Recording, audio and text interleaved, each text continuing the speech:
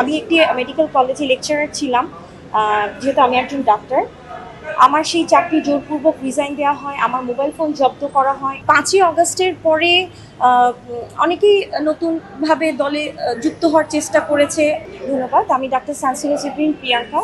আজ আমাদের মনোনয়নপত্র যাচাই বাছাইয়ের বৈধতা ঘোষণা হয়েছে এবং আমরা যে 36 জন নারী বাংলাদেশ জাতীয়তাবাদী দল থেকে সিলেক্টেড হয়েছিলাম, আমাদের সকলেরই মনোনয়ন যাচাই বাছাই বৈধতা ঘোষণা করা হয়েছে আলহামদুলিল্লাহ। এবং আমার কাছে মনে হয়েছে এই 36 জন নারী অসংখ্য ত্যাগ তিতিক্ষার মধ্য দিয়ে এসেছে এবং তারা দলের জন্য বেশ ভূমিকা রেখেছিল দীর্ঘ 17 বছর আন্দোলন সংগ্রামে। বিশেষ করে আমি যদি আমার কথা বলি, আমি 2018 সালে আমার নির্বাচনী এলাকায় নির্বাচনী প্রচারণার সময় বেশ বাধা বিপত্তির সম্মুখীন হলেও আমি প্রতিবাদের মুখে সারা বাংলাদেশের প্রতিবাদী কণ্ঠস্বর হয়ে বাংলাদেশ জাতীয়তাবাদী দলের হয়ে লড়াই করেছিলাম এবং আমার সেই লড়াই পুরো দেশবাসী এবং বিশ্ববাসী দেখেছিলেন। পরবর্তীতে আমি একটি মেডিকেল কলেজে লেকচারার ছিলাম। যেহেতু আমি একজন ডাক্তার, আমার সেই চাকরি জোরপূর্বক রিজাইন দেওয়া হয়, আমার মোবাইল ফোন জব্দ করা হয় এবং আমি বাংলাদেশের বেশ কয়েকটি পোস্ট গ্রাজুয়েশন ডিগ্রিতে চান্স পাওয়ার পরেও বিগত সরকার আমলে নিরাপত্তাহীনতার কারণে আমি কিন্তু অ্যাডমিশন নেওয়ার সাহস করিনি।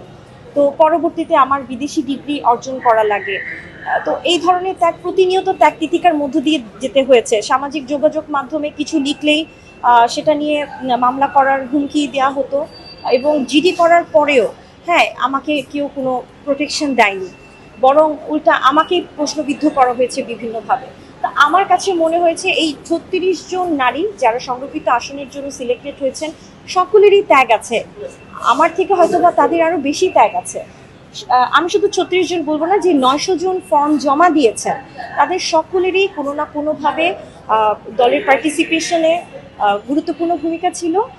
তবে যেহেতু 36 জন সিলেক্টেড করতে হবে, সুতরাং দল যেটা ভালো সিদ্ধান্ত নিয়েছে সেটি যেটা হচ্ছে যে সকলেরই কোনো না কোনোভাবে অবদান আছে। সেটা হয়তো আমরা প্রত্যক্ষভাবে যতটুক না দেখছি বা পরোক্ষভাবেও ভূমিকা আছে, কারণ 5ই অগাস্টের পরে অনেকেই নতুনভাবে দলে যুক্ত হওয়ার চেষ্টা করেছে, অনেকেই নতুনভাবে রিপ্রেজেন্ট করছে, কিন্তু আমার বিশ্বাস দল সবসময় ত্যাগীদেরকে